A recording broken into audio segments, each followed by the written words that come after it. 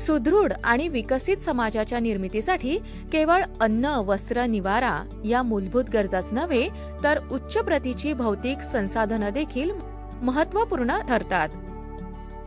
एखादा समाज पुढारलेला आहे म्हणजे काय तर त्या समाजाच्या सर्वांगीण विकासासाठी आवश्यक साधन सुविधांची पूर्तता झाली आहे किंवा होत आहे असा समज.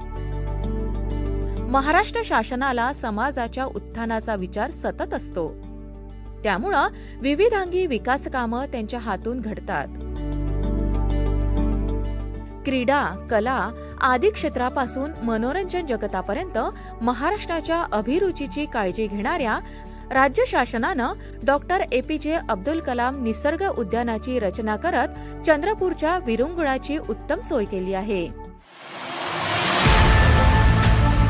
चंद्रपुरात एकही असं उद्यान नव्हतं जिथे आलेल्या पाहुण्यांना नेता येत होते. आता ती सोय या बगीच्यामार्फत पूर्ण झाली आहे. बहुआयामी व्यक्तिमत्व असलेल्या डॉक्टर APJ अब्दुल कलाम यांच्या स्मृतीप्रित्यर्थ हे उद्यान उभारण्यात आलं आहे. या निसर्ग उद्यानामध्ये सुशोभित मुख्य प्रवेशद्वार, विद्युतीकरण करण्यात आलेली प्राण्यांची चलचित्र आणि माहिती देणारं निर्वाचन केंद्र, वनौषधी माहिती केंद्र तसंच मुलांसाठी एक विभाग तयार केलेला आहे. त्यामध्ये लहान मुलांसाठी विविध खेळण्याची सजावट करण्यात आली आहे. निसर्ग निर्वाचन केंद्रात लहान मुलांना वेगवेगळ्या पद्धतीच्या प्राण्यांची माहिती देण्यात येते.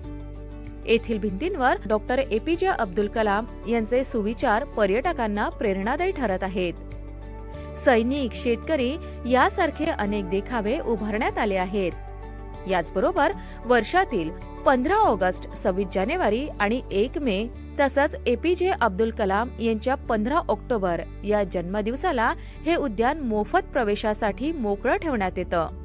या ठिकाणच्या सुविधांचा आणि खेळण्याचा जिल्ह्यातील सर्व लोकांना उपयोग झाला पाहिजे यासाठी सर्व सुविधा उपलब्ध करून दिल्या आहेत.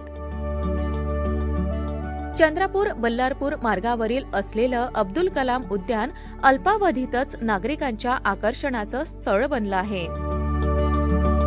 जिल्ह्यातील तसंच जिल्ह्याबाहेरील नागरिक या उद्यानाला भेट देत असून ही गर्दी दिवसागणिक विक्रमाकडे वाटचाल करीत आहे.